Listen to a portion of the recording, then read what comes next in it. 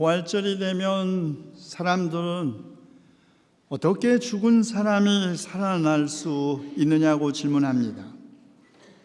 또 어떤 사람은 이런 질문을 하죠. 왜 하나님은 십자가형을 당한 갈릴리 청년 예수를 죽음에서 일으켜 세우셨느냐고. 어떻게, 그리고 왜? 그런데 오늘 우리는 다른 질문을 하려고 합니다. 그것은 예수님이 부활하신 후 도대체 무슨 일이 일어났는가 하는 질문입니다. 복음서에 따라 우리는 먼저 유대 대제사장들과 바리새파 사람들의 반응을 살펴보려고 합니다. 예수님의 죽음에 직간접적으로 개입한 유대 지도자들, 대제사장들과 바리새파 사람들은 예수가 아직 살아있었을 때 사흘 뒤에 자기가 살아날 것이라고 말한 것을 기억하고 빌라도 총독에게 병사들을 파견하여 무덤을 지켜달라고 부탁합니다. 혹시 제자들이 시체를 훔쳐가고서는 거짓 뉴스를 퍼뜨려 예수가 부활했다고 속인다면 사태는 더욱 악화될 것이 걱정된다면서 말이죠. 빌라도 총독은 아마 속으로 실수했을지 모릅니다. 자기도 예수의 확실한 죽음을 확인하기 위하여 병사들을 파견해서 확인했는데 도대체 어떻게 죽은 사람이 다시 살아난단 말입니까? 전혀 근거도 없고 또 일어날 수도 없는 일에 수선을 떠는 대제사장들과 바리새파 사람들이 어이없었겠죠. 그래서 그랬을까요? 빌라도 총독은 경멸하듯이 말했습니다. 그러면 경비병을 내줄 터이니 물러가서 제주껏 지켜보시오. 그들은 무덤을 돌로 단단히 봉인하고 경비병을 배치하여 무덤을 지키게 했습니다. 그런데 큰 지진과 함께 하늘에서 천사가 내려와 그 돌을 굴려내고 그 돌 위에 앉았습니다. 놀란 경비병은 두려워서 죽은 사람처럼 되었다고 합니다. 기절을 했다가 깨어난 로마 총독의 경비병들은 허겁지겁 성 안으로 달려들어가 대제사장들에게 일어난 일을 보고하였습니다. 대제사장들과 장로들은 함께 모여 의논한 끝에 병사들에게 은돈을 많이 집어주고 예수의 제자들이 밤중에 와서 우리가 잠든 사이에 시체를 훔쳐갔다라고 말하라고 하면서 행여 이 소문이 빌라도 총독에게 들어갔다 할지라도 우리가 잘 말해서 당신들에게 해가 미치지 않겠다고 다독거렸습니다. 경비병들은 돈을 받고 시키는 대로 했고 그렇게 예수님의 부활은 하나의 거짓 뉴스로 남게 되었습니다. 로마 제국을 대변하는 총독 빌라도가 과연 이 보고를 들었는지 안 들었는지는 모릅니다. 그 후에 반응에 대한 아무런 기록이 없는 것으로 미루어 보아 빌라도의 귀에까지 예수님의 부활 소식이 들어가지는 않은 것 같습니다. 그러나 들어갔어도 상관없습니다. 어디 갈릴리 출신의 예수만이 아니 예수뿐이겠습니까? 스스로를 메시아라고 칭하면서 대중들을 현혹했던 예언자들은 언제나 있었습니다.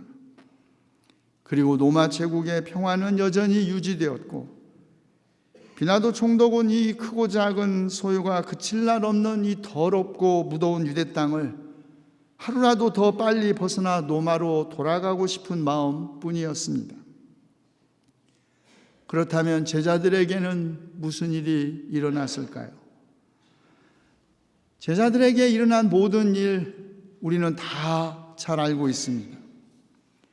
그래서 저는 오늘 다만 사도행전을 중심으로 생각해 보려고 합니다.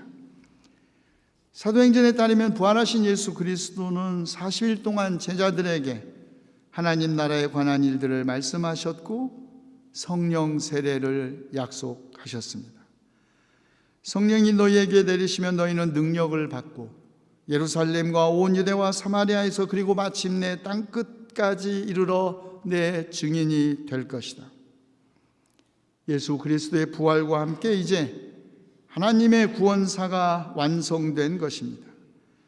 그리고 하나님의 구원 의지는 이제 유대와 사마리아를 넘어 땅끝까지 이르러야 했습니다.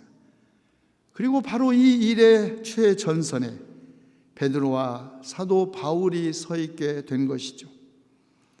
평범한 유대인들도 접촉을 꺼렸던 무두장이 시몬의 집에 머물던 베드로는 고넬료의 집에 모인 사람들에게 다음과 같이 설교했습니다. 유대 사람으로서 이방 사람과 사귀거나 가까이 하는 일이 불법이라는 것은 여러분도 아십니다.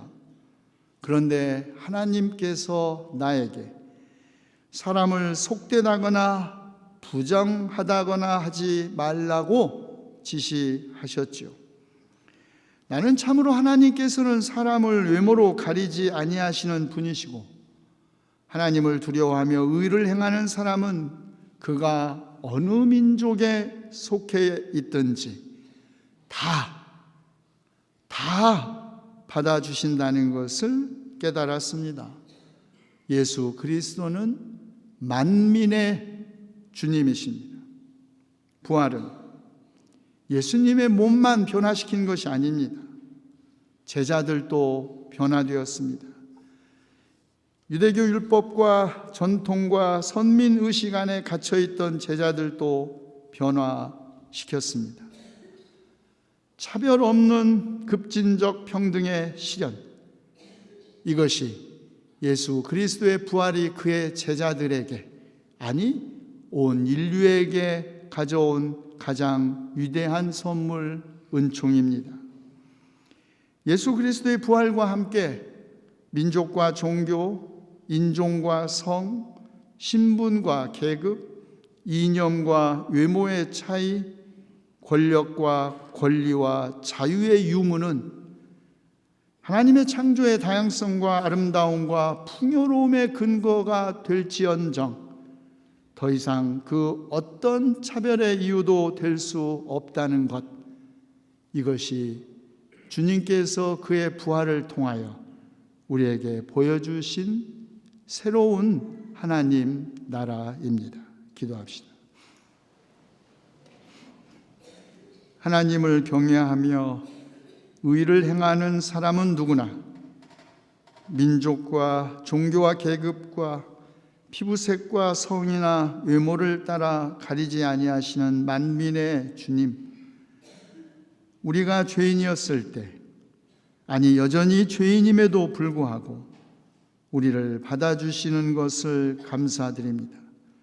조건 없이 우리를 받아주신 주님의 크고 놀라운 은혜를 기억하고 감사하여 우리도 이웃을 외모로 판단하지 않게 하시고 그리스도를 통하여 전하신 평화를 우리도 그들과 함께 나누게 하옵소서. 우리 주 예수 그리스도의 이름으로 기도하옵나이다. 아멘.